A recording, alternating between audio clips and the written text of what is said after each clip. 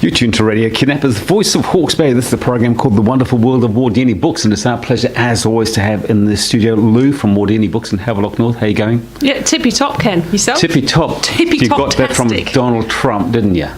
What? Yeah, that's what No. Donald Trump said this morning. They said, how's life at the White House? And he said, tippy top. Oh no, I feel really bad. I knew you'd be a secret fan. He must have heard me. Do not go there, Ken. Anyway, we've got 4 new great books. But before we get there, I was reading on the weekend wonderful news about your husband. 2 new awards for his book. 2 more awards. We're going to have to get a trophy cabinet. Yeah. So the Sir Julius Vogel Awards, which is the science fiction fantasy community of New Zealand. Yeah. Incredible, eh? Very cool. And of course, you can still get that book, Traitors and Thieves. The Traitor and the Thief. Yes. Yeah. Get it right. Yeah. And autograph copies, I guess. Yeah, these signed. We make him sign all the ones that come into Havelock and Napier. Fabulous. Yeah, at our shop. Yeah. I can almost smell a movie rights coming along. Wouldn't that be fabulous? I have a friend that keeps tagging Peter Jackson and everything. Yeah. So you never know.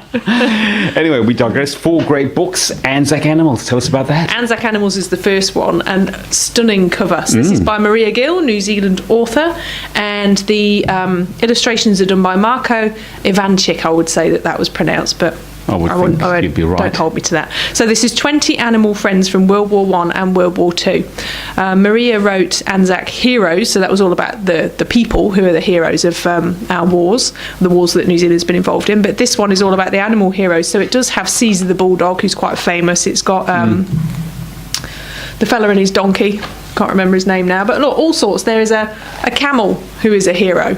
Wow, is that an illustration? Looks like a photo. It's an illustration. I just think it's incredible how he's done it. But there are, as you can see, also historical photographs from the wars.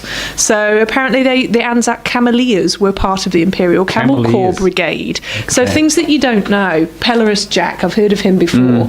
Pelorus Jack 1 and 2. So he was a doggy mascot, and he would bark at the shells whizzing across the bows of HMS New Zealand. And there's a real photo of him too. So like a cannon. So not only did they raise morale by being yes, indeed, by just being around and keeping people cheerful, but they did important jobs too. So Buzz was a monkey mascot, and he flew during the war, in the Second World War. And then there are pigeons, the carrier pigeons. And some of them won the Victoria Cross for animals. So that is a really stunning, beautiful book, but also really interesting too, absolutely fascinating. And I would say anyone of about 7 and 8 or up, or you and I think would quite go home and read that as well. Into that category, yes, no we worries. do. We're 7 and 8 or up. Yeah. And another one, a bit of a spooky one, Begone the Raggedy Witches. Isn't that the best title of a book? Great cover too. It is. It's book 1 of the Wild Magic trilogy, Begone the Raggedy Witches, by Celine Kiernan, who has been described by The Independent as Ireland's answer to J.K. Rowling. So it gives you a little bit of an idea that it is a fantasy novel, and this is aimed at, it's that really wide 8 to 12 age bracket. So if you've got a supersonic reader of 8 or anyone, I really enjoyed it. So this is set, first of all, we're in the real world, and we think, oh yeah, this is all, just today in reality, and it's clearly in Ireland.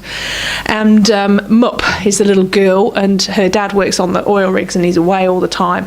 And they've just had a tragedy in the family. They're coming home from the hospital where Auntie's been really sick, and she's in the back of the car just sort of staring out the window, and it's pitch black, and she sees these witches skimming through the trees. It's the most beautifully described scene, and they're skimming through, and she's blinking and thinking, am I actually seeing those? And Auntie said if I was ever to see them, I had to tell her.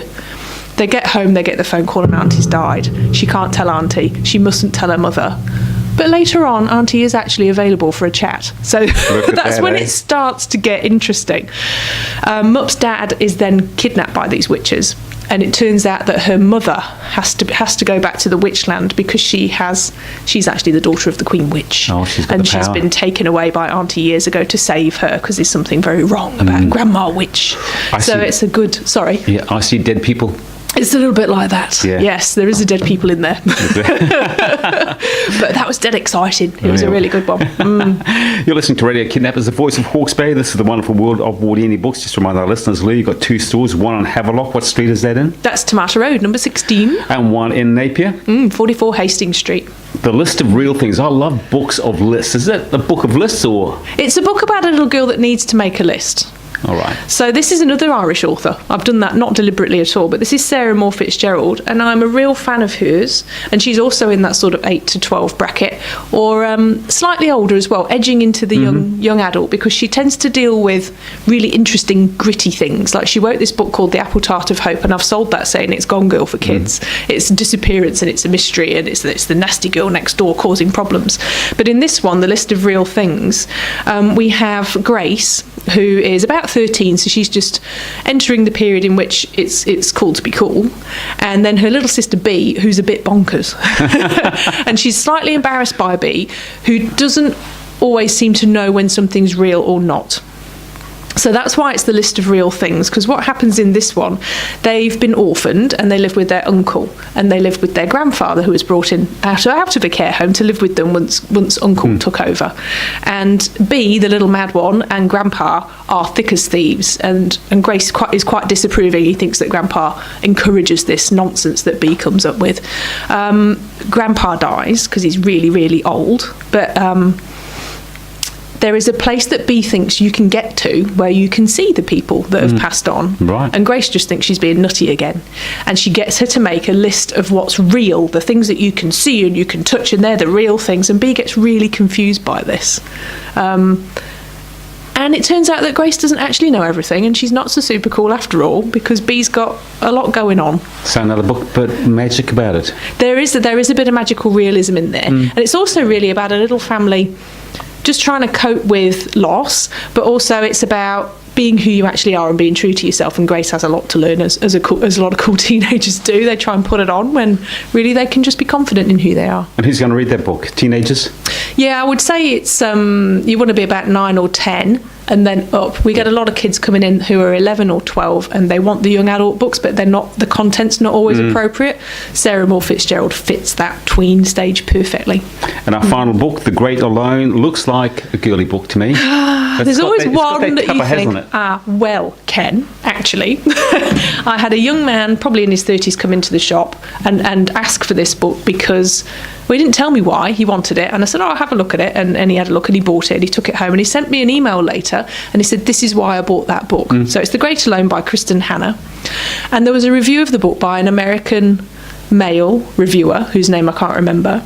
And he said he was, I'm going to put it in a nutshell now, he was sick of reading literary books that were beautifully written, but they were beautiful words strung together. There was no actual story. And this one has got a cracking story. So it's set mostly in Alaska. And there's a young girl in this. Her father is a Vietnam veteran, and the war has destroyed him mentally.